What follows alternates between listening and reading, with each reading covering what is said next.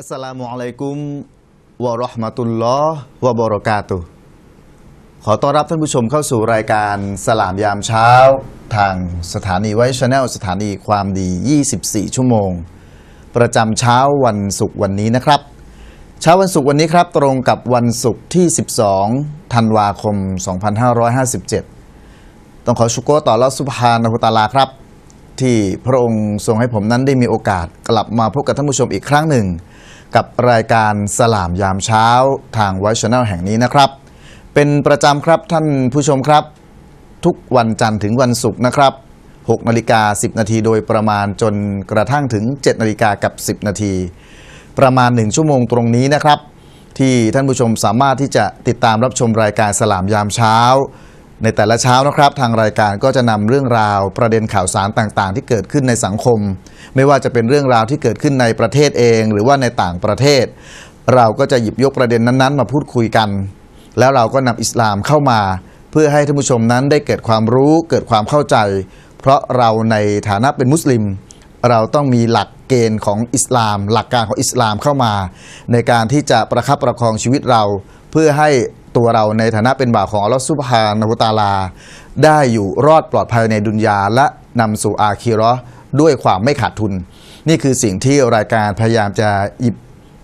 เรื่องราวต่างๆและนำอิสลามมามอบให้กับท่านผู้ชมในทุกเช้าก่อนที่ใครและหลายคนจะเดินทางไปทำงานจะออกไปทำงานนะครับเช้าวันนี้เป็นเช้าวันศุกร์ครับท่านผู้ชมเป็นเช้าวันศุกร์ปลายสัปดาห์หลายคนทราบกันดีและทุกครั้งถ้าผมมีโอกาสในการพูดคุยกับท่านผู้ชมนะครับผมก็จะย้ำเตือนนะครับว่าในช่วงของวันศุกร์ไม่ว่าจะเป็นช่วงเช้าหรือว่าช่วงเย็นการจราจรตามเมืองใหญ่ๆโดยเฉพาะกรุงเทพมหานครปริมณฑลจะต้องประสบปัญหาแน่นอนกับเรื่องของการจราจรซึ่งหลายคนก็บอกว่าเรามาเตือนกันทุกครั้งบอกกันทุกคราแต่ปัญหาตรงนี้มันก็ยังไม่ได้ถูกหยิบยกออกไปเพราะเรียกว่าเป็นปัญหาแห่งชาติเลยทีเดียวนะครับถ้าเกิดว่าเป็นวันที่ต้นสัปดาห์ท้ายสัปดาห์หรือถ้าเกิดวันไหนฝนตกและเป็นวันเงินเดือนออกศุกร์นั้นแหละครับเราจะประสบกับเรื่องของการจราจรแต่ถ้าเราเป็นมุสลิมเราเข้าใจนะครับบริบทของการเป็นมุสลิมที่ดีความสบายความอดทนจะนำมาซึ่งทำให้เรานั้นสบายอกสบายใจและเราเข้าใจหลักการว่าอะไรก็ตามที่มากระทบเราขอให้เรานั้นได้มีความอดทนก็แล้วกันเมื่อกับข่าวสารต่างๆที่เราได้รับฟังรับชมไม่ว่าจากสื่อทางใดก็ตามถ้าเกิดว่าเราเข้าใจอิสลามก็อัลฮัมดุลิลละห์ครับเราก็จะรู้ว่าอิสลามสอนเอาไว้อย่างไงจากประเด็นที่รายการสลามยามเช้าได้หยิบยกมาพูดคุยกันนะครับท่านผู้ชมก็จะทราบนะครับว่าบรรดาคณาจารย์แต่ละท่านที่นำมาพูดคุยกันนั้นท่านก็ทำให้เราหลายๆคนนะครับรวมทั้งตัวผมเองในฐานะผู้ดำเนินรายการก็เข้าใจในเรื่องของหลักการอิสลามมากขึ้นนี่คือสิ่งที่รายการสลามยามเช้าได้พยายามที่จะนำตรงนี้มาเสนอให้กับท่านผู้ชมที่รับชมรายการในทุกๆเช้ากับไวท์ชาแนลนะครับก่อนที่เราจะคุยกันในประเด็นข่าวต่างๆที่เราจะหยิบยกกันมาในแต่ละเช้านะครับซึ่งในทุกเช้านะครับเริ่มแต่วันจันทร์เนี่ยท่านผู้ชมก็จะได้พบกับท่านอาจารย์รอซิกีนอีซาวันอังคารครับอาจารย์อับดุลวาฮิดหวังประโยชน์วันพุธอาจารย์ซิดดีกมุฮัมมัดซาอิดวันพฤหัสอาจารย์มุริดทิมเสนวันศุกร์นะครับอาจารย์นอิมวงศ์เสงี่ยมนี่คือบรรดานักวิชาการที่จะมาร่วมพูดคุยให้ความรู้ในแต่ละวันประจำแต่ละเช้าซึ่งผมคิดว่าหลายๆท่านนะครับก็คงที่จะได้ติดตามกันมาอย่างต่อเนื่องนะครับก่อนที่เราจะคุยกันในประเด็นข่าวสารต่างๆนะครับในช่วงวัน2วันมานี้ใครที่บอกว่ากรุงเทพภาคกลางนะครับหรือว่าในหลายพื้นที่ยังไม่ได้พบกับอากาศหนาวเย็นเลยซึ่งทางตอนเหนือทางอีสานตอนบนนะครับก็ได้สัมผัสกับบรรยากาศที่หนาวเย็นกันแล้วตอนนี้นะครับกรมอุตุนิยมวิทยานะครับพยากรณ์อากาศสำหรับประเทศไทยตั้งแต่6 นาฬิกาวันนี้ถึง6 นาฬิกาวันพรุ่งนี้นะครับบอกว่าภาคเหนือนะครับมีหมอกในตอนเช้าและอุณหภูมิเนี่ยนะครับจะลดลง 1-3 องศาเซลเซียสตอนบนของภาคอากาศหนาวอุณหภูมิต่ำสุด 13-14 องศาเซลเซียสนะครับส่วนทางตอนล่างอากาศเย็นอุณหภูมิต่ำสุด 17-19 องศาเซลเซียสอุณหภูมิสูงสุด 30-33 องศาเซลเซียสบริเวณยอดดอยอากาศหนาวถึงหนาวจัดนะครับอุณหภูมิต่ำสุดอยู่ที่ 4-9 องศาเซลเซียสลมตะวันออกความเร็ว 15 กิโลเมตรถึง30 กิโลเมตรต่อชั่วโมงนะครับนี่ก็คือทางภาคเหนือของเรามาดูทางภาคตะวันออกเฉียงเหนือนะครับภาคตะวันออกเฉียงเหนือครับอุณหภูมิจะลดลงอีกนะครับ 2-3 องศาเซนเซียสนะครับกับมีลมแรงตอนบนของภาคอากาศหนาวอุณหภูมินะครับต่ำสุดอยู่ที่ 14-15 องศาเซนเซียสส่วนทางตอนล่างอากาศเย็นอุณหภูมิต่ำสุดอยู่ที่ 17-18 องศาเซนเซียสนะครับอุณหภูมิสูงสุด 30-32 องศาเซนเซียสบริเวณยอดภูอากาศหนาวอุณหภูมิต่ำสุดอยู่ที่ 7-12 องศาเซนเซียสครับลมตะวันออกเฉียงเหนือความเร็ว 20-35 กิโลเมตรต่อชั่วโมงนะครับเรามาดูกันที่ภาคกลางนะครับภาคกลางอากาศเย็นในตอนเช้าอุณหภูมิจะลดลง 1-3 องศาเซนเซียสกับมีลมแรงนะครับอุณหภูมิต่ำสุดอยู่ที่ 19-20 องศาเซนเซียสอุณหภูมิต่ำสุดครับอยู่ที่ 32-34 องศาเซนเซียสนะครับลมตะวันออกเฉียงเหนือความเร็ว 15-35 กิโลเมตรต่อชั่วโมงครับภาคตะวันออกครับอากาศเย็นในตอนเช้ากับมีลมแรงอุณหภูมิจะลดลง 1-3 องศาเซนเซียสอุณหภูมิต่ำสุดอยู่ที่ 18-22 องศาเซนเซียสนะครับอุณหภูมิสูงสุดอยู่ที่ 33-34 องศาเซนเซียสลมตะวันออกเฉียงเหนือความเร็ว 20-35 กิโลเมตรต่อชั่วโมงทะเลมีคลื่นสูง 1-2 เมตรทางฝั่งนะครับคลื่นสูงประมาณ 2 เมตรนะครับภาคใต้ครับฝั่งตะวันออกมีเมฆเป็นส่วนมากกับมีฝนฟ้าคะนองเป็นแห่งๆ30%ของพื้นที่ส่วนมากบริเวณจังหวัดสุราษฎร์ธานีนครศรีธรรมราชพัทลุงและสงขลาอุณหภูมิต่ำสุดนะครับอยู่ที่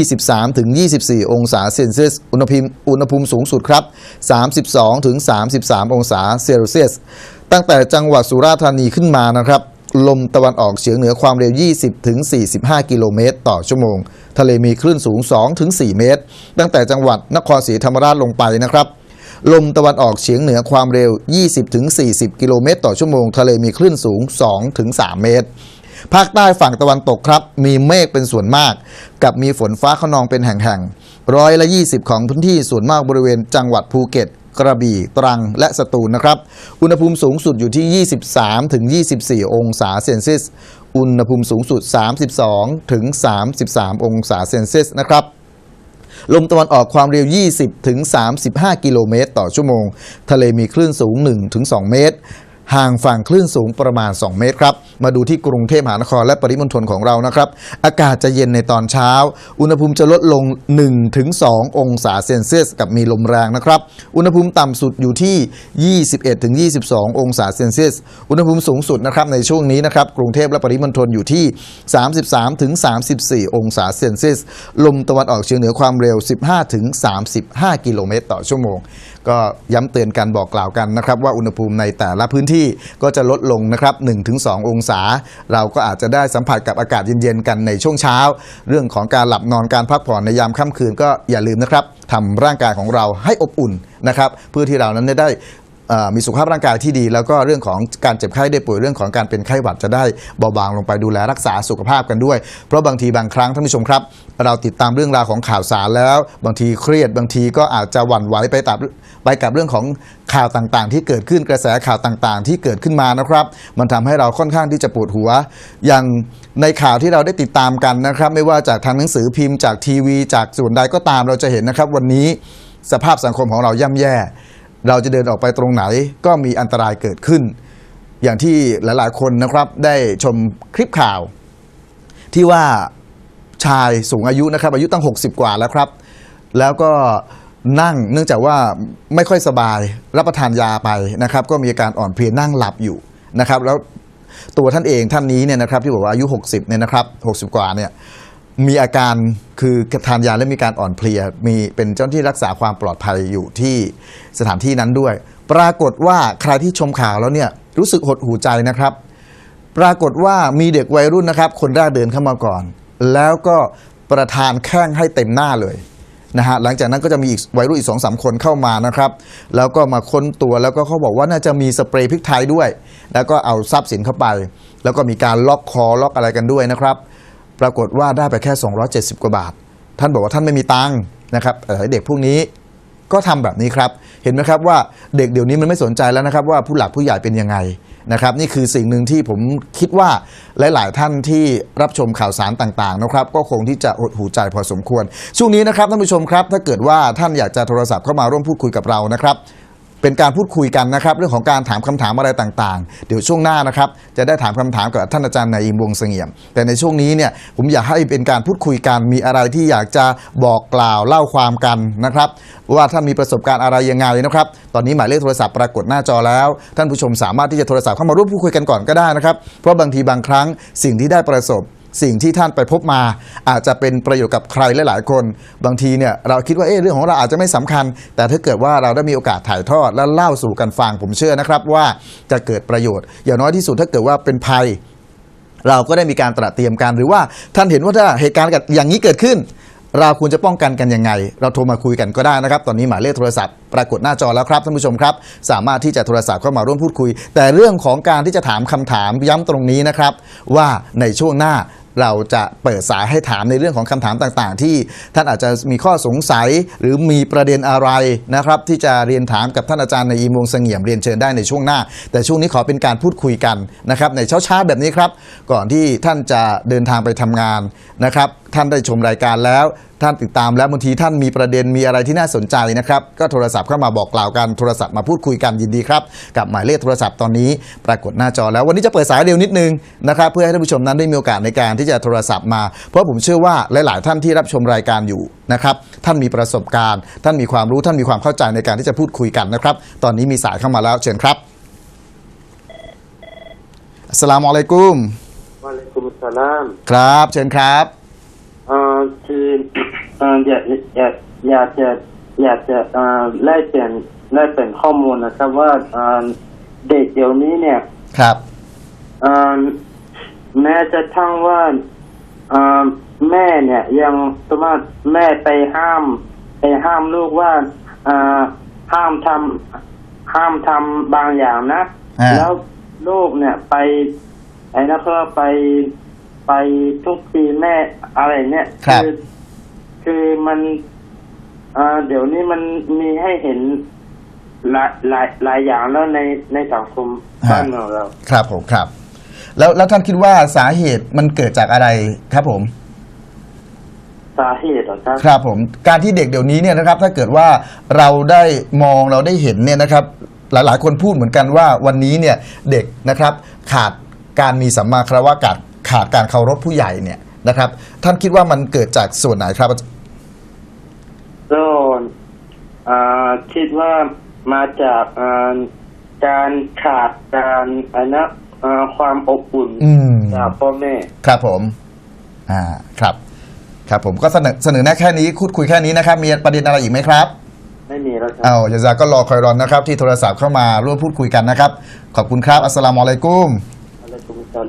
ครับผมนี่ก็เป็นอีกเรื่องหนึ่งที่เป็นปัญหาอยู่ผมเชื่อว่าคนที่เป็นคุณพ่อคุณแม่หลายๆท่านหลายๆครอบครัวก็ประสบปัญหาเช่นเดียวกันนะครับว่าเดี๋ยวนี้นะครับคนที่เป็นคุณพ่อคุณแม่เองไม่มีเวลาในการที่จะอบรมไม่มีเวลาที่จะให้ความเข้าใจโดยเฉพาะเรื่องหลักการอิสลามบางทีเบื้องต้น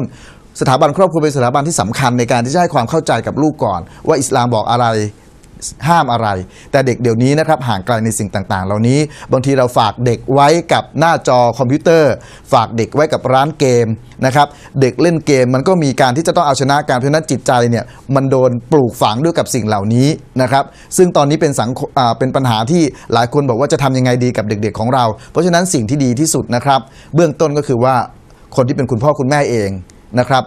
ต้องพยายามให้เวลากับลูกหลานของเราแล้วก็ให้ความเข้าใจในเรื่องหลักการอิสลามของเรานะครับให้ลูกๆของเราได้เกิดความเข้าใจแล้วก็ซึมซับกันไปไม่ใช่ว่าเอาละลูกอยู่หน้าจอแล้วลูกอยู่กับคอมพิวเตอร์แล้วเราจะได้ทำอย่างอื่นได้ฝากลูกไว้กับคอมพิวเตอร์ฝากลูกไว้กับเกมอย่างเดียวอันนี้ไม่ถูกต้องก็เป็นสิ่งหนึ่งที่สายเมื่อสักครู่นี้ท่านค่อนข้างเป็นห่วงเป็นใยแล้วก็เสนอแนะมาว่าเดี๋ยวนี้เด็กค่อนข้างที่จะสอนยากแล้วก็ลำบากแต่ก็มีอีกหลายๆครอบครัวนะครับที่อบรมลูกได้ดีเพราะฉะนั้นสิ่งต่างๆตรงนี้นะครับเราสามารถที่จะมาแนะนำการมีเคล็ดลับอะไรอย่างไรนะครับท่านสามารถที่จะโทรศัพท์เข้ามาเพื่อที่จะพูดคุยกันนะครับเพื่อทำให้หลายๆคนได้เกิดความเข้าใจกันผมว่าเป็นสิ่งที่ดีในการที่เราจะคุยกันนะครับเพราะอย่างน้อยที่สุดครับการที่เราเปิดโอกาสตรงนี้กับสลามยามเช้าที่ให้ท่านผู้ชมได้มีโอกาสโทรศัพท์เข้ามาอัลฮัมดุลิลละห์ผมเชื่อว่ามันจะเป็นสิ่งหนึ่งในการที่จะ กระตุ้นเตือนกันบอกกล่าวกันว่าสิ่งต่างๆเหล่านี้เนี่ยนะสังคมมันเกิดขึ้นจริงเราปฏิเสธไม่ได้ว่าบางครั้งปัญหาต่างๆเหล่านี้มันเกิดขึ้นเนี่ยเราควรจะมีทางแก้ไขอะไรยังไงเนี่ยเราก็ควรที่โทรศัพท์มาพูดคุยกันก็ได้นะครับตอนนี้ผมก็เปิดโอกาสเปิดสายให้ท่านผู้ชมนั้นได้โทรศัพท์เข้ามานะครับแล้วถ้าเกิดว่าในช่วงที่2ถ้ามีคำถามที่จะถามในเรื่องของปัญหาศาสนานะครับเดี๋ยวอาจารย์นาอิมตอบให้อินชาอัลลอฮ์นะครับเพราะว่าตรงนี้เนี่ยผมต้องเรียนก่อนว่าผมถ้าถามปัญหาเรื่องศาสนาเนี่ยผมเองไม่สามารถนะครับที่จะตอบปัญหาเรื่องของศาสนาให้กับท่านผู้ชมได้แต่ถ้าโทรศัพท์มาพูดคุยการเสนอหน้ากันอัลฮัมดุลิลละห์ครับเป็นสิ่งที่ดีในการที่เรานั้นจะพูดคุยกันนะครับแล้วก็ทำให้หลายๆคนเนี่ยได้เกิดความเข้าใจและเกิดแง่มุมครับว่าวันนี้ทุกคนเจอปัญหาเหมือนกันทุกคนนะครับได้ประสบกับสิ่งต่างๆเหล่านี้เนี่ยบางทีเรามาคุยกันหาทางออกท่านเสนอแบบนี้อีกท่านควรทำแบบนี้สินะครับก็เป็นสิ่งที่ดีด้วยเช่นเดียวกันนี่คือสิ่งที่เรียกว่าเราพยายามเข้าถึงกับทุกครอบครัวกับทุกท่านที่รับชมรายการทางไวท์ชาแนลนะครับและผมเชื่อว่าสิ่งต่างๆเหล่านี้ก็จะนำไปสู่ความเข้าใจนำไปสู่การเปลี่ยนแปลงที่ดีของสังคมนะครับเอาละครับในช่วงนี้ก่อนที่เราจะพักเนี่ยนะครับยังมีเวลาในการพูดคุยกันแล้วก็วิทยากรที่ประจำในช่วงของเช้าวันศุกร์และเป็นประจำที่เราจะต้องพบกับท่านนะครับแล้วก็ท่านก็จะให้ความรู้ความเข้าใจนะครับกับประเด็นต่างๆข่าวสารต่างๆที่ผมได้หยิบยกมาพูดคุยกันเนี่ยนะครับวันนี้นะครับเช้านี้สำหรับวันศุกร์ครับอาจารย์นาอิม วงศ์เสงี่ยมพร้อมแล้วนะครับในการที่จะมาพบกับท่านผู้ชมแล้วก็จะมีเรื่องราวประเด็นต่างๆอย่างที่ผมได้เรียนไปนะครับในช่วงนี้ให้ท่านผู้ชมได้พบกับท่านอาจารย์นาอิม วงศ์เสงี่ยมก่อนครับ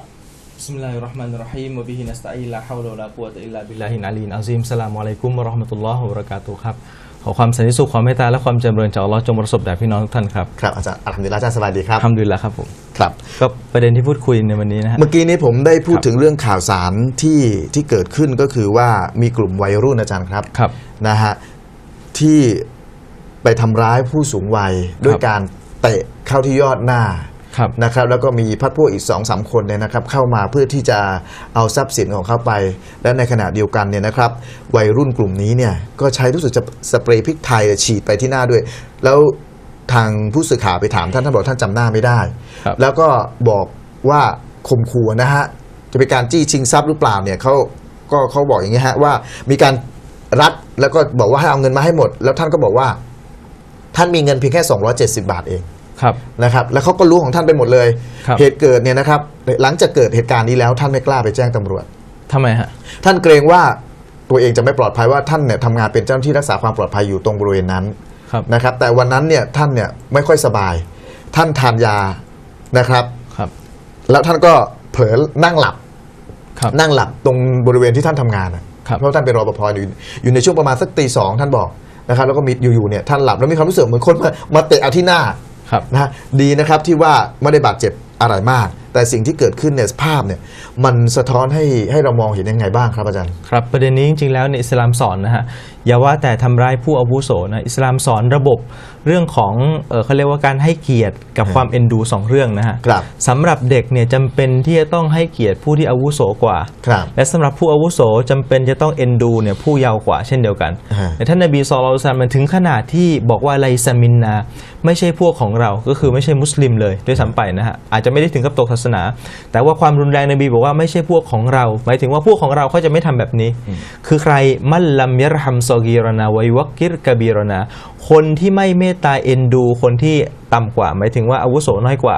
แล้วก็ผู้ที่อาวุโสน้อยกว่าที่ไม่ให้เกียรติแก่ผู้ใหญ่กว่านะอันนี้ไม่ใช่พวกท่านนบีแสดงว่าอย่าว่าแต่การทำร้าย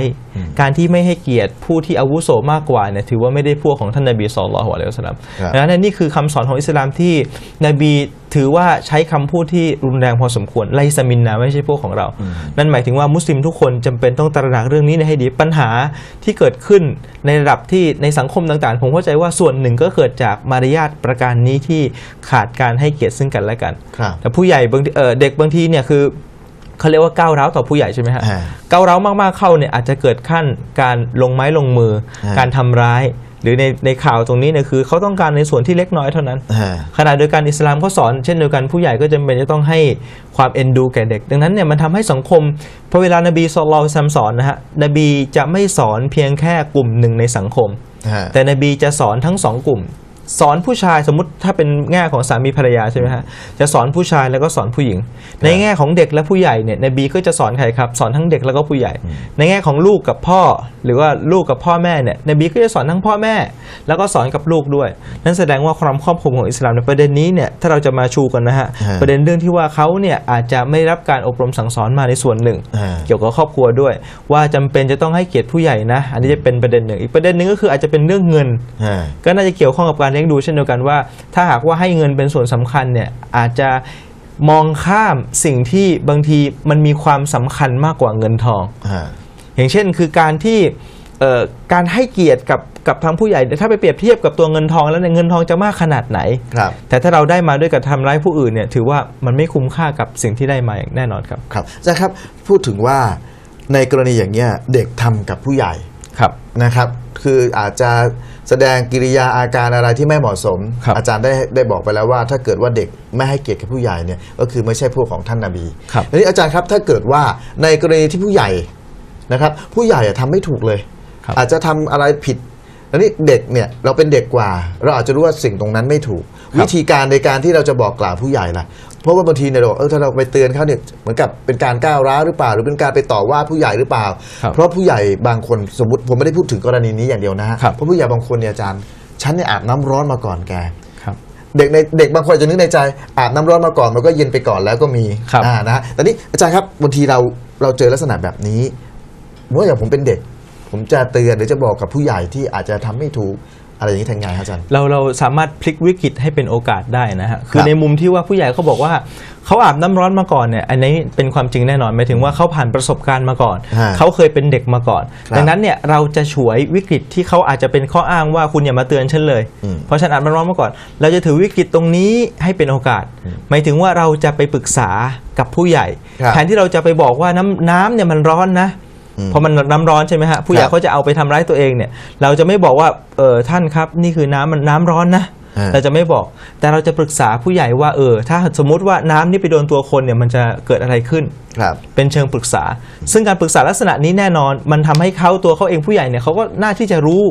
อะไรมากกว่าเราอันนี้แน่นอนใช่ไหมฮะดังนั้นเนี่ยเมื่อเราไปถามเขาเนี่ยเป็นการให้เกียรติเขา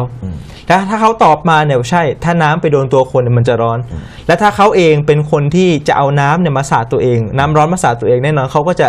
ได้สำนึกได้นึกขึ้นในขณะนั้นเนี่ยว่าจริงๆแล้วน้ำมันร้อนนะก็หมายถึงว่าเราสามารถผู้ใหญ่ทำความผิดเนี่ยเราอาจจะไม่ต้องพูดโดยตรงหรือนะซีฮัตโดยตรงก็ได้ว่าท่านกำลังทำความผิดนะเพราะบางทีมันอาจจะไม่เหมาะสมเพราะเขาเป็นผู้ใหญ่ใช่ไหมฮะแต่เราสามารถที่จะถามเขาว่าถ้าสมมติเด็กคนหนึ่งทำแบบนี้เนี่ยมันจะถูกต้องไหมเหมือนกับที่มีเด็กหนุ่ม2 คนใช่ไหมฮะที่ไปเห็นผู้ใหญ่คนหนึ่งอาบน้ำละหมาดไม่ถูกต้องและเขาต้องการที่จะบอกผู้ใหญ่คนนี้เนี่ยเขาไม่ได้บอกว่าท่านอาบน้ำละหมาดผิดนะแต่เขาแซงเป็นทะเลาะกันแล้วก็บอกว่าไหนช่วยคุณลุงช่วยตัดสินหน่อยว่าระหว่างเรา2 คนเนี่ยใครกันที่อาบน้ำละหมาดถูกต้องพอคุณลุงเห็นแล้วกับอาบน้ำละหมาดทั้ง2 คนเนี่ยคนนึงก็ถูกคนนึงก็ถูกคุณลุงก็บอกว่าท่านทั้ง2เนี่ยอาบน้ำละหมาดถูกต้องแล้วและท่านทั้ง2ก็ตักเตือนฉันเนี่ยอย่างดีด้วยเช่นเดียวกันแสดงว่านี่ก็ได้เป็นเทคนิคหนึ่งนะครับอาจจะมีเทคนิคอื่นๆด้วยเทคนิคในการตักเตือนผู้ใหญ่คือให้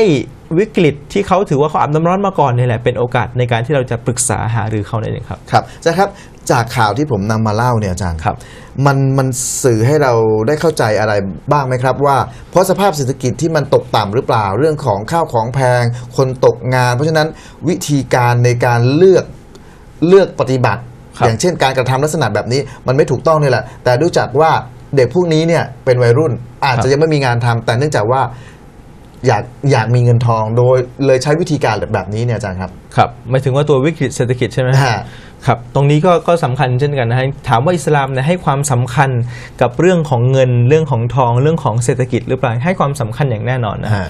ถ้าอิสลามไม่ให้ความสำคัญเนี่ยแล้วทำไมถ้าเราถามนะฮะแล้วทำไมอิสลามต้องมีบัญญัติซะกาตอินนัมัสซอดะกอต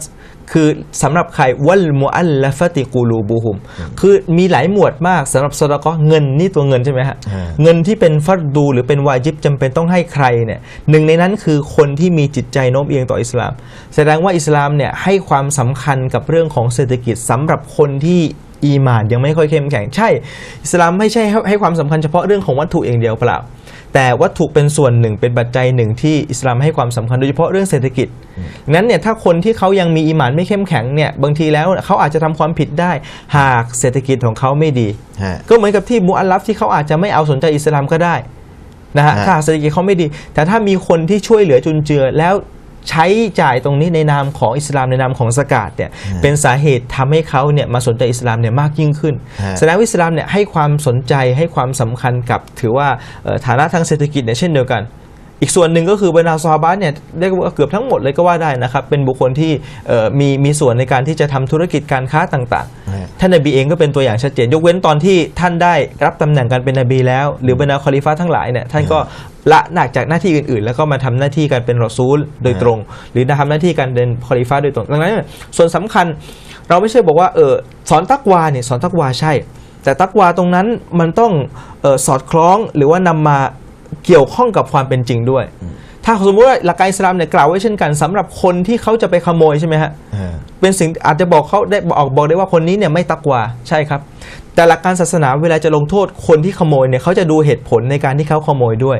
ยถ้าเขาขโมยจำนวนไม่มากและขโมยเนื่องจากความจำเป็นสมมติว่าคุณแม่เข้าโรงพยาบาลสมมติว่าลูกเขาเนี่ยเจ็บป่วยหนักใช่ไหมฮะจำเป็นต้องใช้เงินก้อนนี้แล้วถ้าเขาไปขโมยเนี่ยศาสนาอาจจะยังไม่ลงโทษ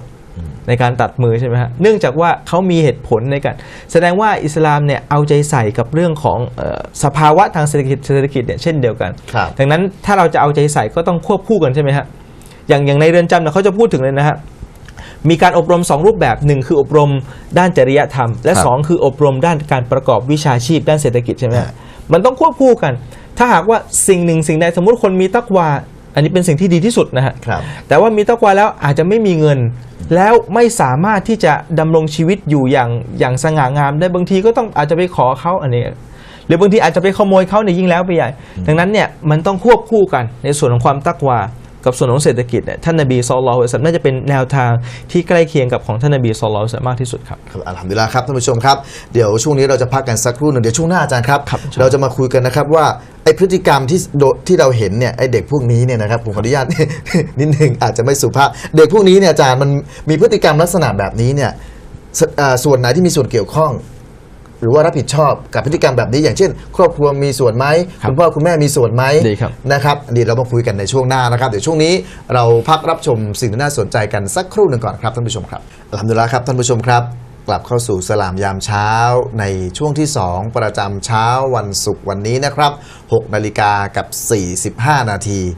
กับท่านผู้ชมที่รับชมรายการในช่วงนี้นะครับเราจะเปิดสายให้ท่านผู้ชมได้โทรศัพท์เข้ามาตอนนี้เรียนถามกั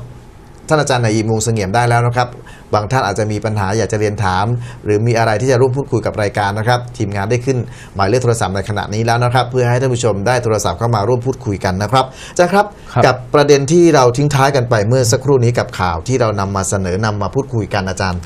์กับพฤติกรรมที่เราเห็นจากบรรดาเด็กๆผมคิดว่ายังเป็นวัยรุ่นแล้วก็ยังอายุไม่เยอะด้วยซ้ำยังเป็นบรรดาเยาวชนอยู่เนี่ยถ้าเราบอกว่าเขาทำไปเพราะคึกขนองเนี่ยมันก็ต้องมีเหตุผลว่าเพราะพฤติกรรมแบบนี้ที่เกิดขึ้นนะครับคนครอบครัวมีส่วนเกี่ยวข้องในการอบรมไหมครับในการกระทำลักษณะแบบนี้แล้วอย่างนี้เนี่ยมันจะเป็นยังไงต่อไปถ้าเกิดว่าครอบครัวอ่อนแอในการที่จะอบรมในการที่จะดูแลบุตรหลานครับอาจารย์ครับจริงๆแล้วส่วนนี้นะฮะมันจะเกี่ยวข้องกันทั้งหมดนะฮะไม่ว่าจะเป็นในส่วนของครอบครัวจะเป็นส่วนของเพื่อนฝูงหรือเป็นส่วนของที่โรงเรียนครูบาอาจารย์ต่างๆมันก็เกี่ยวข้องทั้งหมดนะเพราะจริงๆแล้วเนี่ย มนุษย์เนี่ยเป็นสัตว์หรือสิ่งที่อัลลอฮฺซุบฮานะฮูวะตะอาลาสร้างมาเนี่ยมีความสามารถในการที่จะเรียนแบบดังนั้นอิสลามจึงให้ความสำคัญกับแบบอย่างที่ดีเนี่ยมา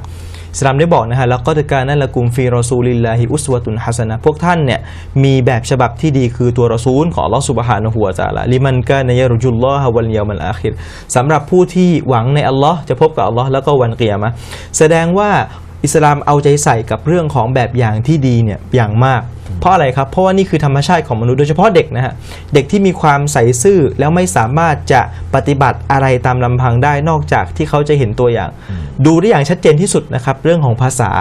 ษาเนี่ยเด็กสามารถที่จะเรียนแบบเด็กเกิดที่ไหนพูดภาษานั้นลิ้นที่เราสร้างมาเนี่ยมีความพร้อมที่จะรับเป็นร้อยล้านภาษาถูกไหมฮะเพราะเด็กที่เกิดแม้คนไทยนะเกิดแอฟริกาพูดภาษาแอฟริกาได้นะฮะเกิดที่คนฝรั่งมาเกิดเมืองไทยพูดภาษาไทยได้ชัดเจนนะครับไม่ได้บอกว่ามัน ตะกุกตะกักนะฮะเด็กคนไทยไปเกิดที่อาหรับก็พูดอาหรับได้แล้วแต่ละสถานที่แสดงว่านี่คือความพร้อมในการที่จะเรียนรู้สำหรับคนที่เป็นพ่อเป็นแม่หรือสิ่งแวดล้อมอันนี้แค่ภาษาอย่างเดียวแล้วนับภาษาอะไรกับการกระทำของผู้ใหญ่ที่เด็กจะเรียนแบบดูภาษาเนี่ยพูดอะไรคือเราอย่าไปสงสัยนะฮะถ้าเด็กพูดคำพูดที่ดีใช่ไหมฮะสมมติไปอยู่ที่โรงเรียนพูดคำพูดที่ดีเนี่ยแสดงว่าเขาจะถามเลยพ่อแม่เนี่ยสอนมาดีหรือเขาใช้ที่บ้านเนี่ยเขาใช้ภาษาแบบนี้หรือถ้าเด็กไปใช้ภาษาที่ไม่ดีหยาบคายกับที่บ้านสมมติกลับมาใช้ที่บ้านพ่อแม่เนี่ยก็สามารถจะรู้ได้ว่าอ๋อแบบนี้เนี่ยต้องเอามาจากใครสักคนหนึ่งที่โรงเรียนอย่างแน่นอนเพราะเป็นไปไม่ได้ที่เด็กที่บริสุทธิ์เนี่ยจะไปหยิบเอาประดิษฐ์คำที่มันไม่ดีแล้วมาใช้โดยตัวเองเนี่ยเป็นไปไม่ได้จำเป็นจะต้องได้ยินได้ฟังมาจากสถานที่หนึ่งสถานที่ใดแสดงว่าพฤติกรรมเนี่ยก็เช่นเดียวกันดังนั้นเนี่ยพอเราพูดคุยนะคนที่มีปัญหาด้านสังคมอย่างเช่นว่าเคยมีคดีความต่างๆนะฮะคนที่ไปจับเด็กผู้ชายแล้วไปทำสิ่งที่ไม่ดีเนี่ยแสดงว่าย้อนไปดูเนี่ยประวัติทางสังคมของเขาเนี่ยปรากฏว่าเขาเคยถูกละเมิดทางเพศในช่วงเวลาเด็กเนี่ยมาเช่นเดียวกันหลายๆกรณีเนี่ยมันเกิดขึ้นเนื่องจากเหตุการณ์ในอดีตแสดงว่าบรรดานักจิตวิทยากับเด็กเนี่ยเขาจะให้ความสำคัญมากกับความรู้สึกของคนที่เป็นเด็กดังนั้นจะถามว่าใครที่จะต้องรับผิดชอบตรงนี้คือจริงๆทั้งหมดในสังคมนะครับที่ใครก็ทำสังคมไหนก็ตามที่อยู่ร่วมกับเด็กโดยเฉพาะสังคมครอบครัวเพราะครอบครัวเนี่ยคือเด็กจะเขาเรียกว่ามีช่องทางในการบริโภคพฤติกรรมข้อมูลเนี่ยมากที่สุดอยู่กับพ่ออยู่กับแม่เนี่ยเป็นเวลาเกือบ24 ชั่วโมงนะฮะโดยเฉพาะช่วงก่อนที่เข้าวัยเรียนและอีกช่วงหนึ่งก็คือช่วงที่เข้าไปในโรงเรียนแล้วเนี่ยบรรดาครูบาอาจารย์ต่างๆดังนั้นเนี่ยต่างประเทศเนี่ยเขาจะให้ความสำคัญมากประเทศญี่ปุ่นนะเขาจะให้ความสำคัญกับช่วงวัยที่เป็นวัยอนุบาลหรือเตรียมอนุบาลเนี่ยเป็นอย่างมากไม่ใช่ครูที่จบแค่ธรรมดาใช่ไหมฮะหรือว่าเป็นคนครูที่ไม่มีความรู้แต่เป็นครูบางทีจบด็อกเตอร์มาจบด็อกเตอร์มาสอนเด็กทำไมต้องเอาจ้างครูที่มีความสามารถขนาดนี้เพราะเขารู้ตระหนักดีว่าเด็กในช่วงวัยนี้เนี่ยจำเป็นที่จะต้องได้รับการศึกษาอย่างละเอียดไม่ใช่แค่สอนอย่างเดียวธรรมดาทั่วไปเพราะเด็กกำลังเป็นช่วงวัยเรียนรู้โดยเฉพาะอายุ1 ปีถึง 5 ปีนะฮะสมองมีการพัฒนาการตลอดจะมีความจำที่ดีมากดังนั้นเนี่ยจำสิ่งที่ดีที่สุดในการที่จะให้กับเด็กเนี่ยก็คือการเป็นแบบอย่างที่ดีดังนั้นเนี่ยส่วนนี้เนี่ยถามว่าใครจะเป็นคนรับผิดชอบ1คือครอบครัวนะฮะ2คือครอบครัวก็เลือกเพื่อนฝูงให้และ3คือเลือกโรงเรียนที่จะมีบรรยากาศทั้งครูทั้งเพื่อนนักเรียนเนี่ยที่เป็นบรรยากาศที่ดีให้เนี่ยอำนวยให้เด็กคนนี้เนี่ยเติบโตขึ้นมาเป็นบุคคลที่มีความเข้มแข็งทางด้านจิตใจและก็ร่างกายเช่นกันครับแล้วอาจารย์พูดถึงว่าครอบครัวเนี่ยมีส่วนสำคัญเพราะว่าใกล้ชิดกับบรรดาเด็กๆเยาวชนเนี่ยเป็นอย่างมากเพราะก่อนที่จะเข้าสู่วัยเรียนอย่างที่อาจารย์ได้ยกตัวอย่างเนี่ยนะครับอาจารย์แล้วอันนี้เนี่ยมันรวมถึงสภาพแวดล้อมด้วยใช่ไหมอาจารย์บางทีสิ่งที่เราอยู่สภาพแวดล้อมที่เราเป็นอะไรต่างๆเหล่านี้เนี่ยจะเป็นองค์ประกอบหนึ่งในการที่จะหล่อหลอมพฤติกรรมของเด็กด้วยใช่ไหมครับอาจารย์ครับคือจริงๆผมตรงนี้ความรู้ไม่เยอะแต่ว่าอาศัยหะดีษคือหะดีษนบีนะฮะจุดเด่นคือหะดีษสั้นๆแต่เนื้อหาเนี่ยครอบคลุมมากนบีศ็อลลัลลอฮุอะลัยฮิวะซัลลัมพูดแบบนี้ฮะกุลลูเมาลูดินยูและดูอัลฟิตเราะห์เด็กทุกคนเนี่ยเกิดมาบนธรรมชาติที่บริสุทธิ์หมายถึงว่าทุกคนเกิดมาพร้อมที่จะรับอิสลามอันบริสุทธิ์เพราะอิสลามเป็นศาสนาที่สอดคล้องกับธรรมชาติเด็กพร้อมที่จะให้เกียรติผู้ใหญ่ใช่ไหมฮะนี่คือธรรมชาติอยู่แล้วเด็กไม่พร้อมที่จะด่าไม่พร้อมที่จะใช้คำหยาบคายพร้อมที่จะทำความดีต่างๆที่อัลลอฮฺซุบฮานะฮูวะตะอาลาบัญญัติให้มนุษย์ได้ปฏิบัติแต่นบีบอกฟาอาบาวาหุนี่คือแวดล้อมแรกของเด็กคือพ่อแม่ยูฮาวีดานีที่จะเปลี่ยนให้ลูกเนี่ยมีลักษณะเหมือนกับยิวเอายูนัสซิรอนีเหมือนกับคริสยิวนี่คือยังไงครับรู้แต่ไม่ปฏิบัติคริสนี่ยังไงครับปฏิบัติโดยที่ไม่มีความรู้เอายูมัจิซานีหรือว่าให้เป็นแบบมายูซีบูชาไฟแสดงว่านี่คือจุดสำคัญที่ท่านนบีเนี่ยเอาใจใส่กับแวดล้อมแรกของเด็กก็คือครอบครัวอีกหะดีษหนึ่งท่านนบีศ็อลลัลลอฮุอะลัยฮิวะซัลลัมครั้งหนึ่งเนี่ยมีซอฮาบะห์ท่านหนึ่งเนี่ยเขาอยู่กับท่านนบีด้วยนบีมีเด็กน่าจะเป็นหลานของท่านนบีนะฮะนบีก็เอามาหลานท่านนบีมาแล้วก็หอมแก้มปรากฏว่าซอฮาบะห์คนนี้เนี่ยเขาแปลกใจมากบอกกับท่านนบีครับผมเนี่ยมีลูก10 คนไม่เคยหอมลูกเลยนบีบอกว่าคนที่ไม่เมตตาเนี่ยเขาก็จะไม่ได้รับความเมตตาหมายถึงว่านบีสอนให้บรรดาซอฮาบะห์เนี่ยมีความเมตตาแก่เด็กแน่นอนคือ มันต้องมีเหตุผลหรือมีนัยสำคัญหนึ่งในนั้นที่เราสามารถค้นพบได้ก็คือ เนื่องจากเด็กหรือว่าความเมตตาที่มีต่อเด็กเนี่ยมันสามารถถ่ายทอดไปสู่เด็กความรู้สึกไปสู่เด็กได้ดังนั้นเนี่ยกับลูกกับใครก็ตามแต่ที่เป็นเด็กเนี่ยเราเอาใจใส่แล้วเราให้ความเมตตาแสดงความเมตตาแก่เขาเนี่ยเป็นจุดสำคัญที่เขาจะมีความรู้สึกอบอุ่นรู้สึกได้รับความเมตตาเนี่ยเป็นสาเหตุที่ถ่ายทอดกันได้เพราะอย่าลืมนะฮะว่าความเมตตาความดีงามต่างๆหรือความไม่ดีก็ตามแต่มันสามารถถ่ายทอดอัลลอฮ์บอกว่าไงครับความเมตตาที่ท่านนบีมีเนี่ยความอ่อนโยนที่ท่านนบีมีเนื่องจากที่อัลลอฮ์เมตตาท่านนบีฟาบิมาเราะห์มะติมมินัลลอฮิลินตะละฮุมเนื่องจากความเมตตาที่อัลลอฮ์มีเนี่ยทำให้ท่านนบีเนี่ยอ่อนโยนกับพวกเขาแล้วเราก็บอกต่อไปว่าเล่ากุนตะฟัซซอนกอลีซอลกอนบีลัมฟัดดูมินฮาวดิกหากท่านมีพฤติกรรมที่หยาบคายมีจิตใจที่แข็งกระด้างแล้วเนี่ยพวกเขาจะออกห่างจากท่านแสดงว่าอายะนี้เนี่ยบอกให้เรารับรู้เนี่ยหลายอย่างส่วนหนึ่งก็คืออัลลอฮ์บอกว่าความเมตตาเนี่ยมันถ่ายทอดซึ่งกันและกันอัลลอฮ์เมตตาท่านนบีทำให้นบีเมตตาซอฮาบะได้รับความเมตตาจากท่านนบีทำให้ซอฮาบะเป็นคนที่เมตตาแก่ผู้อื่นเนี่ยเช่นเดียวกันแสดงว่ามันเป็นการถ่ายทอดซึ่งกันและกันดังนั้นเนี่ยพ่อแม่จึงตระหนักใช่ไหมฮะว่าถ้าเมตตาแก่ลูกเอ็นดูต่อลูกเนี่ยเป็นสาเหตุทำให้ลูกเป็นบุคลิกที่ดีและเป็นคนที่เมตตาแก่คนอื่นนะครับใช่ครับตอนนี้พูดถึงว่าเนี่ยเด็กจะดีไม่ดีเนี่ยแรกๆก็คืออยู่ที่ครอบครัวคุณพ่อคุณแม่บางคนบอกว่าอบรมแล้วดูแลแล้วสั่งสอนแล้วทำทุกอย่างดีแล้วแต่ลูกเนี่ยไม่ใส่ใจเรียกว่าลูกไม่เอาดีเนี่ยทางออกเป็นยังไงครับอาจารย์ครับตอนนี้จริงๆแล้วอิสลามเนี่ยไม่บังคับลายุกลิฟุลลอฮุนัฟซันอิลลาวุสอาฮาไม่บังคับนอกจากเท่าที่มีความสามารถหมายถึงว่าถ้าหากว่าสอนอย่างดีแล้วนำเอาศาสนาให้อย่างดีที่สุดแล้วนะฮะแต่ว่าลูกอาจจะเป็นคนไม่ดีอันนี้ก็เป็นกำหนดของอัลเลาะห์ซุบฮานะฮูวะตะอาลาเราก็จะไม่ตำหนิพ่อแม่แต่ส่วนหนึ่งที่อิสลามเนี่ยสอนเอาไว้เสมอคืออย่าได้สิ้นหวังในความเมตตาของอัลเลาะห์ลาตักนาตูมิรเราะห์มะติลลาห์พวกท่านอย่าได้สิ้นหวังในความเมตตาของอัลเลาะห์เพราะนี่คือความหวังที่จะมีตลอดแม้ว่าลูกจะเป็นคนไม่ดีขนาดไหนคืออิสลามวางไว้ในหลักการที่ชัดเจนมากเราจำเป็นจะต้องอยู่บนแนวทางของอัลเลาะห์แล้วแนวทางของอัลเลาะห์ในการที่ดูแลบ่าวของพระองค์เนี่ยคืออะไรไม่ว่าบ่าวจะเป็นคนไม่ดีขนาดไหนก็ตามอัลเลาะห์ยังคงเมตตาบ่าวใช่ไหมฮะบ่าวเป็นคนปฏิเสธต่ออัลเลาะห์อัลเลาะห์ให้ริซกีเขาไหมฮะให้บ่าวฝ่าฝืนอัลเลาะห์ขณะที่ฝ่าฝืนอัลเลาะห์ให้เขาไหมครับอัลเลาะห์ให้แสดงว่าจะไม่ให้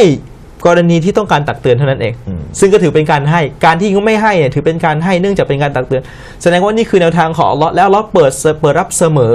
ที่จะให้บ่าวคนใดก็ตามที่ทำความผิดจะใหญ่ขนาดไหนแม้แต่การชิริกตั้งภาคีต่ออัลเลาะห์เนี่ยอัลเลาะห์ยังเปิดโอกาสให้เขาเตาบัตแต่ต้องเตาบัตนะฮะถ้าไม่เตาบัตอัลเลาะห์ไม่อภัยโทษดังนั้นเนี่ยเราในฐานะที่เป็นผู้ปฏิบัติตามแนวทางของอัลเลาะห์ซุบฮานะฮูวะตะอาลาเนี่ยจำเป็นจะต้องเปิดโอกาสให้กับทุกคนที่อัลเลาะห์เปิดโอกาสคำถามคือเราเปิดโอกาสให้กับใครอัลเลาะห์เปิดโอกาสให้กับผู้ทำความผิดทุกคนตราบใดที่เขายังมีชีวิตอยู่แสดงว่าเราก็ต้องเปิดโอกาสให้กับทุกคนแม้เขาจะทำความผิดใหญ่ขนาดไหนก็ตามตราบใดที่เขายังไม่เสียชีวิตเรายังคงมีความหวังให้เขาเปลี่ยนแปลงโดยเฉพาะคนที่ใกล้ชิดกับเรานั่นก็คือลูกของเรานั่นเองเราก็แน่นอนนะฮะอาจจะไม่ได้เลี้ยงดูอย่างดีมาตอนแรกๆใช่ไหมฮะแต่เรายังคงมีความหวังเสมอในการที่จะปรับปรุงพฤติกรรมของเขาเนี่ยให้ดีตลอดครับผมครับก่อนที่เราจะคุยกันต่อนะครับตอนนี้มีสายจากทางบ้านนะครับเชิญครับผมอัสสลามุอะลัยกุมวะอะลัยกุสสลามเราตุลลอฮ์กาตุจะถามอาจารย์หน่อยครับครับเชิญครับการสุญูดนะการสุญูดผมเห็นบางคนเขาจะเอาข้อศอกทาบไปกับพื้นสองข้างเลยครับแบบนี้จะใช้ได้ไหมธรรมดาก็ทำแบบไหนฮะการสุญูดครับผมอัสสลามุอะลัยกุมวะอะลัยกุสสลามวะเราะห์มะตุลลอฮิวะบะเราะกาตุฮ์ครับพูดถามถึงเรื่องของการละหมาดอาจารย์เวลาสุญูดเนี่ยเวลามือที่เราวางอยู่เนี่ยเราวางติดอย่างนี้เลยเหมือนหมอบอาจารย์หรือว่ายกขึ้นแล้วก็กางแขนออกครับที่ถูกต้องนะฮะต้องยกขึ้นแล้วกางออกนะครับเพราะว่าท่านนบีศ็อลลัลลอฮุอะลัยฮิวะซัลลัมห้ามลักษณะการสุญูดเหมือนกับสุนัขลักษณะนี้นะฮะก็คือสุนัขเวลานั่งเนี่ยเขาก็จะนั่งแบบนี้อันนี้ทำแบบนี้ไม่ได้นะครับท่านนบีศ็อลลัลลอฮุอะลัยฮิวะซัลลัมห้ามเอาข้อศอกเนี่ยไปแนบกับพื้นเนี่ยไม่ได้แต่ถ้าเป็นสุญูดถ้าบางทีสุญูดปกติเนี่ยต้องแบบนี้หรือไม่ถ้าหากว่ามันเกิดอาจจะสุญูดนานหน่อยอันนี้ที่อนุญาตเนี่ยคืออาจจะเอาข้อศอกเนี่ยมาเท้าที่ต้นขาอันนี้ไม่เป็นไรบางทีอาจจะเมื่อยใช่ไหมถ้ามันนานใช่ไหมฮะแต่ว่าถ้าปกติแล้วเนี่ยก็คือให้สุญูดตามปกติตามสุนนะของท่านนบีศ็อลลัลลอฮุอะลัยฮิวะซัลลัมถ้าเกิดเมื่อยเนี่ยอาจจะเอาข้อศอกมาเท้าที่ขาเนี่ยได้แต่ห้ามที่จะสุญูดเนี่ยเอามือเนี่ยแนบ เอาข้อศอกแนบกับพื้นตรงนี้ไม่ได้เพราะเป็นสิ่งที่ท่านนบีศ็อลลัลลอฮุอะลัยฮิวะซัลลัมได้ห้ามเอาไว้ครับผม อาจารย์ครับเวลาที่เรากางแขนออกเนี่ยกำหนดไหมครับว่ากางมากกางน้อยขนาดไหนอาจารย์เวลาสุญูด ก็กางตามปกตินะฮะสำคัญก็คือถ้าเราละหมาดเป็นญะมาอะห์เนี่ยก็อย่าได้ไปเขาเรียกว่าไปละเมิดกับคนที่อยู่ข้างเราเพราะท่านนบีศ็อลลัลลอฮุอะลัยฮิวะซัลลัมได้บอกนะฮะว่าอัลลอฮ์บอกซุบฮานะฮูวะตะอาลาวัลลซีนะยุซูนัลมุอ์มินีนวัลมุอ์มินาติบิฆอยริมักตัซะบูบรรดาผู้ที่ทำร้ายบรรดาผู้ศรัทธาชายและก็หญิงโดยที่พวกเขาไม่ได้ทำเนี่ยฟะกอดิฮ์ตะมาลูบูตานาวะอิสมันมูบีนะเขาได้แบกรับความผิดที่มันยิ่งใหญ่แล้วแสดงว่าส่วนหนึ่งเกิดจากการละหมาดเนี่ยก็เช่นกันบางทีคนก็ยืนนะฮะนิดนึงพี่น้องโทรศัพท์เข้ามาสักครู่นะครับบางทีคนยืนเนี่ยเขาคิดว่ามันต้องยืนชิดกันนี่เป็นสิ่งที่ถูกต้องแต่การที่นี่อุลามะพูดนะการที่ยืนชิดกันแล้วไปเหยียบเท้าเขาเนี่ยนี่ไม่ถูกต้องนะฮะบางทีเราก็ต้องการให้มันชิดกันมากถ้าชิดกันมากจนขนาดไปละเมิดคนอื่นหรือทำให้คนอื่นละหมาดไม่คูชวนอันนี้ไม่ถูกต้องต้องเอาพอดีชิดกันที่แบบพอดีให้มันโดนกันเท้านิ้วก้อยโดนกันอันนี้ได้แต่ไม่ใช่บางทีไปปีนเท้าของเขาไปนิ้วของเขามันทำร้ายคนอื่นทำให้คนอื่นรู้สึกว่ามันไม่อยากจะละหมาดบางทีไม่อยากละหมาดใกล้กับเราเช่นเดียวกันครับผมครับตอนนี้มีสายรออยู่นะครับเชิญครับผมอัสสลามุอะลัยกุมวะอะลัยกุมุสสลามค่ะอาจารย์คะเชิญครับอยากจะถามปัญหาหน่อยนะคะครับว่าเรามีลูกหลายคนนะคะแต่ว่ามันแต่งงานไปหมดแล้วมีลูกอีกคนหนึ่งเขาอยากจะเป็นผู้หญิงนะคะครับแต่เขาอยากจะไปเรียนทหารวิชาความรู้แต่ว่าเราเนี่ยไม่ให้เขาไปเพราะว่าเราไม่มีใครอยู่กับเราเลยเราก็บอกกับเขาว่าอยู่กับแม่เรากันนะอย่างนั้นอย่างนี้ฮะอยากจะรู้ว่าเราบาปไหมเดี๋ยวทหารวิชาความรู้นะคะอธิบายหน่อยครับนิดนึงครับก้าครับคือลูกเนี่ยอยากไปเรียนใช่ไหมครับลูกอยากไปเรียนแต่ก้าเนี่ยอยากให้อยู่ดูแลก้าเองใช่ไหมครับใช่ค่ะจะถามว่าอย่างเงี้ยบาปไหมใช่ไหมครับใช่ใช่แต่เราไม่ได้ให้เขาไปเนี่ยเราจะบาปเราก็จะไปหาความรู้เนี่ยครับผมขอบคุณค่ะอัสสลามุอะลัยกุมค่ะวะอะลัยกุมุสสลามวะเราะห์มะตุลลอฮิวะบะเราะกาตุฮ์ครับก็ท่านถามว่าท่านเนี่ยมีลูกหลายคนนะครับแต่ละคนเนี่ยก็คือมีครอบครัวไปหมดแล้วก็มีลูกสาวอยู่คนหนึ่งอยากจะไปเรียนนะครับแล้วก็คืออาจจะไปเรียนไกลนะฮะก้าก็เลยบอกว่าให้อยู่ดูแลก้าเถอะหมายถึงดูแลคุณแม่นะครับอย่างเงี้ยเป็นการปิดกั้นไม่ให้ลูกไปเรียนเหมือนกับไม่ให้ลูกไปมีวิชาความรู้หรือเปล่าอาจารย์ครับผมก็ต้องดูนะครับว่าสิ่งที่ลูกของเราที่จะไปเรียนเนี่ยมันเป็นความสำคัญขนาดไหนอันนี้ก็น่าจะเป็นฝ่ายผู้เป็นแม่เนี่ยให้ตั้งเป็นมาตรฐานนะครับว่าดูว่าสิ่งที่ลูกไปเรียนเนี่ยเป็นในขนาดไหนแล้วก็เปรียบเทียบกับความจำเป็นที่ลูกจะต้องอยู่เนี่ยเป็นอย่างไรวันนี้ก็สำคัญถ้าสมมติว่าอยู่ในช่วงที่อาจจะไม่สบายตรงนี้เนี่ยคือและสิ่งที่ลูกจะไปเรียนเนี่ยอาจจะเป็นสิ่งที่มันไม่ได้ถึงกับขั้นวาญิบจำเป็นต้องเรียนสำหรับลูกหรือสำหรับสังคมเองนะครับตรงนี้เนี่ยก็สามารถที่จะให้ลูกเนี่ยอยู่ดูแลกะเนี่ยได้แต่ถ้าสมมุติว่าลูกเป็นสิ่งจะไปเรียนในสถานที่ที่จำเป็นต้องเรียนเป็นความรู้ที่จำเป็นสำหรับตัวเองหรือความรู้ที่จำเป็นสำหรับสังคมซึ่งสังคมไม่มีแบบนี้แล้วเขาลูกคนนั้นเนี่ยสามารถที่จะเรียนรู้ในเนื้อหาตรงนี้ได้ส่วนสาเหตุที่กะต้องการจะให้ลูกอยู่เนี่ยก็คือให้มาอยู่เป็นเพื่อนเท่านั้นทั้งที่อาจจะมีลูกคนอื่นเนี่ยแวะเวียนมาเยี่ยมบ้านตรงนี้เนี่ยก็อยากที่จะให้ชั่งน้ำหนักว่าถ้าให้ลูกไปเรียนเนี่ยอาจจะเกิดประโยชน์เนี่ยมากกว่าดังนั้นในความตอบมันอาจจะไม่ได้มีโดยตรงมันต้องทราบรายละเอียดเพิ่มเติมด้วยว่าสิ่งที่ลูกเรียนเนี่ย2 ประเด็นนะครับสิ่งที่ลูกไปเรียนเนี่ยคืออะไรความจำเป็นสำหรับลูกมันมี2 อย่างความจำเป็นสำหรับลูกและสำหรับสังคมเนี่ยมีขนาดไหนถ้าจำเป็นสำหรับลูกเราเรียกฟารุดูอีนจำเป็นสำหรับสังคมเราเรียกว่าฟารุดูกีฟายะมันเป็นความจำเป็นใช่ไหมฮะถ้าจำเป็นขนาดไหนเนี่ยเราดูประเด็นนี้เนี่ยฝั่งหนึ่งอีกขณะเดียวกันเนี่ยเราก็ดูว่าตัวเราเองเนี่ยต้องการที่จะให้ลูกอยู่ขนาดไหนระดับไหนระดับจำเป็นหรือเปล่าถ้าเราเจ็บป่วยอันนี้จำเป็นที่ลูกจะต้องอยู่ใช่ไหมฮะอาจจะชั่งได้หรือถ้าเราแค่อยากที่จะให้ลูกอยู่อันนี้เขาเรียกว่าเป็นมุสตะฮับอยู่ก็ดีไม่อยู่ก็ไม่ถึงกับเป็นอะไรถ้าลักษณะขนาดนี้นะฮะก็ถ้าเป็นไปเปรียบเทียบกับสิ่งที่จำเป็นที่ลูกต้องศึกษาแล้วเนี่ยก็ให้ลูกไปศึกษาเนี่ยน่าจะดีกว่าแต่ทีนี้มันอาจจะมีคำตอบอื่นอย่างเช่นลูกอาจจะไปอยากไปเรียนที่หนึ่งที่มันอาจจะมีความรู้ที่มันสมบูรณ์ใช่ไหมฮะและต้องเดินทางจากแม่ไปและแม่ก็ไม่อยากที่จะให้ลูกไปแต่ทีนี้อาจจะมีสถานที่ที่มันใกล้บ้านและให้ประโยชน์ได้อาจจะไม่เท่ากับที่อื่นใช่ไหมฮะที่ไกลบ้านเนี่ยแต่มันพอที่จะได้ประโยชน์เหมือนกันเนี่ยอาจจะเป็นอีกทางเลือกหนึ่งที่ให้ลูกไปเรียนที่มันใกล้บ้านเนี่ยแหละแล้วก็สามารถที่จะได้รับความรู้ได้อาจจะไม่เต็ม100%และขณะเดียวกันเนี่ยสามารถที่จะดูแลคุณแม่เนี่ยได้ด้วยเช่นเดียวกัน ดังนั้นเนี่ยมันก็มีหลายคำตอบที่มันอาจจะไม่ได้เป็นคำตอบเดียวว่าได้หรือไม่ได้ ผิดหรือไม่ผิดนะฮะก็ดูตามสภาพของเราเอง สภาพของความจำเป็นที่ลูกจะต้องไปเรียนตรงนั้นนะฮะจะเป็นสำหรับลูกกับสำหรับสังคม และเช่นเดียวกันสภาพของสถานที่ที่ลูกจะไปเรียนเนี่ยอาจจะมีช้อยอื่นในการที่จะให้ลูกเนี่ยเลือกได้หรือเปล่าครับผม ครับตอนนี้มีอีกสายหนึ่งนะครับเชิญครับผมอัสสลามุอะลัยกุมวะอะลัยมุสสลามค่ะน้องคือครับเชิญครับผม สลามอาจารย์นาอินด้วยค่ะครับวะอะลัยมุสสลามครับจากกระบี่ค่ะครับผมถามว่าเห็ดที่อยู่ในสวนเขานี่ไปเจอเห็ดได้ไหมก็มีปัญหากันที่บ้านก็ตอนนี้มีเห็ดตามสวนตามสวนก็คือเขาถามกันถามเจ้าที่บ้านก็ไม่มีคำตอบให้ก็คิดว่าวันนี้จะถามมีเจ้าของหรือเปล่าครับเห็ดในสวนเขาค่ะในส่วนของเขาใช่ไหมฮะจ้าในส่วนของเขาแล้วก็มีปัญหาเขาคีรับกันหน้าดูเลยการนั่งฟัง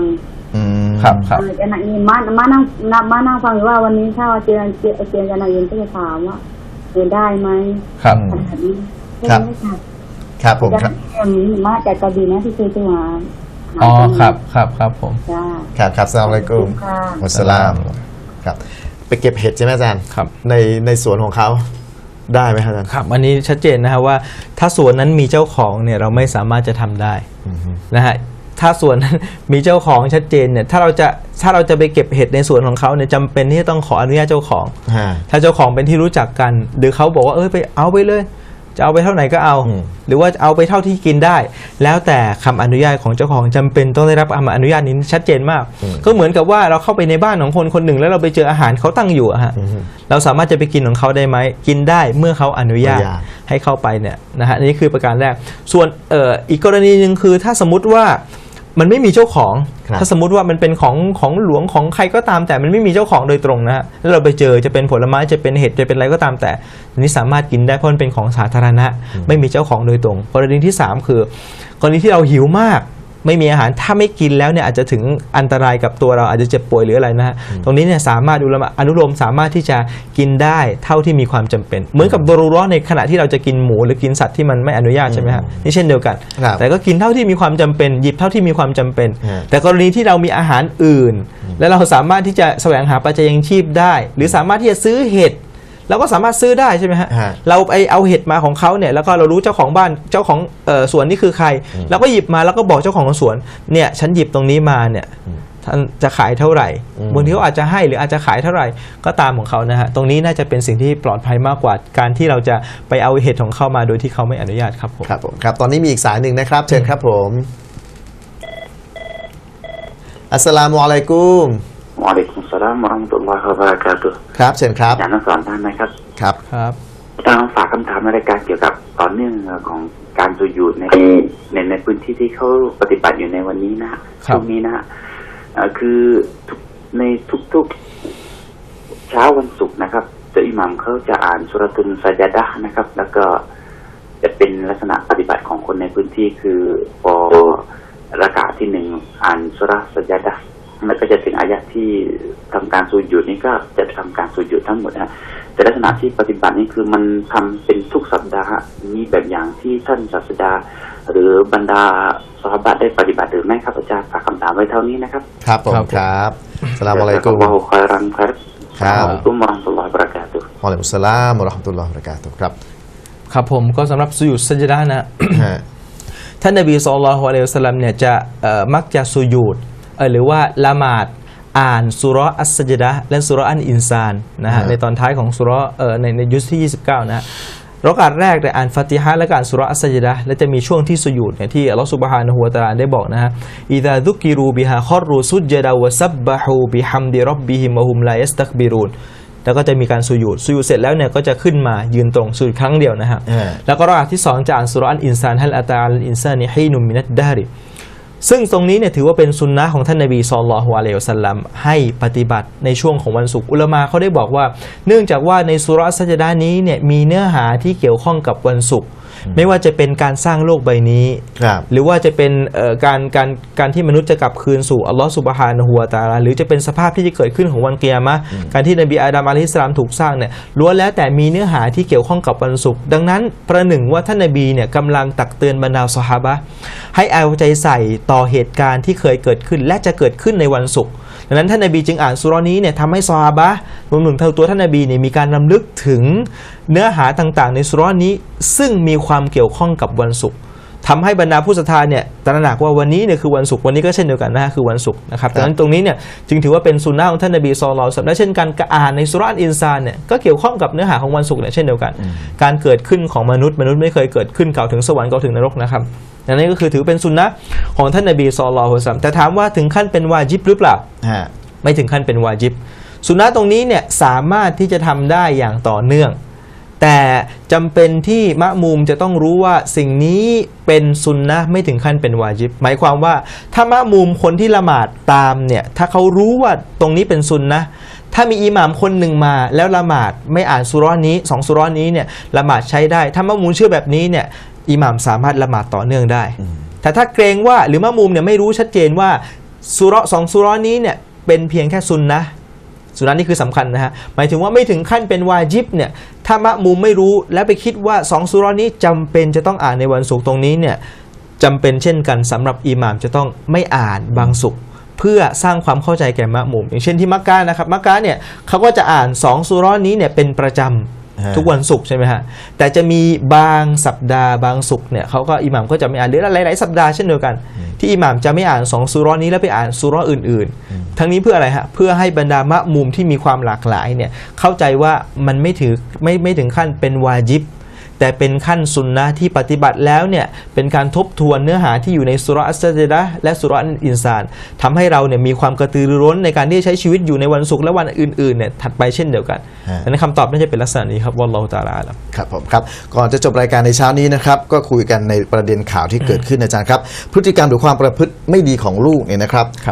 บคนที่เป็นพ่อเป็นแม่เนี่ยจะเกิดโทษจากอัลเลาะห์ซุบฮานะฮูวะตะอาลาไหมครับเพราะว่าบางทีเนี่ยคุณพ่อคุณแม่อาจารย์บอกว่าบางทีคุณพ่อคุณแม่สอนแล้วลูกไม่เอาดีนะครับเกิดจากการเป็นของลูกเองนะครับอาจารย์ได้ให้ความเข้าใจแล้วนี่ถ้าเกิดว่าพฤติกรรมที่เกิดขึ้นเนี่ยพ่อแม่ก็ไม่เคยสั่งสอนด้วยนะครับแต่พฤติกรรมมันก็ไม่ดีลูกก็ประพฤติไม่ถูกต้องนะครับโทษที่ได้รับจากอัลเลาะห์ซุบฮานะฮูวะตะอาลาจะได้รับไหมครับครับจริงๆแล้วเรื่องพ่อแม่เรื่องลูกเนี่ยมันเป็นเรื่องที่ละเอียดอ่อนมากนะฮะหมายถึงว่าบางทีเราก็เอาใจใส่ดูแลแล้วอบรมแล้วแต่ลูกก็อาจจะทำไม่ดีตามที่เราต้องการเนี่ยก็ได้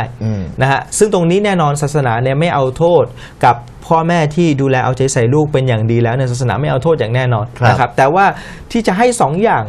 งที่อาจจะเป็นคนที่เป็นพ่อเป็นแม่อยากที่จำเป็นที่ต้องทำอย่างต่อเนื่องนี้ก็คือ1คือความหวังดีที่มีต่ออัลเลาะห์ซุบฮานะฮูวะตะอาลาหวังตลอดลูกจะเป็นอย่างไรก็ตามแต่ลูกจะไม่เอาใจใส่ศาสนาหรือไม่ละหมาดเลยติดยาเสพติดจะติดสุราอย่างไรก็ตามแต่ในอดีตเราอาจจะไม่เคยดูแลมาก่อนปัจจุบันนี้เนี่ยเราเพิ่งมาสนใจแล้วเราเพิ่งจะมาดูแลอันดับแรกเลยคือเราห้ามสิ้นหวังในความเมตตาของอัลเลาะห์ตราบใดที่ลูกเรายังมีชีวิตอยู่เรามีความหวังตลอดว่าลูกสามารถจะเปลี่ยนแปลงเป็นคนดีได้เพราะมีประวัติที่ยืนยันมากมายใน2บรรดาซอฮาบะห์เนี่ยที่เขาเปลี่ยนแปลงจากคนที่ไม่ดีเลยกลายเป็นคนที่ดีเยี่ยมในสังคมเนี่ยก็มีมากมายดังนั้นประการแรกจะฝากไว้ตรงนี้เนี่ยคืออย่าสิ้นหวังในความเมตตาของอัลเลาะห์ซุบฮานะฮูวะตะอาลาประการที่2หลังจากอย่าสิ้นหวังแล้วเนี่ยให้เรา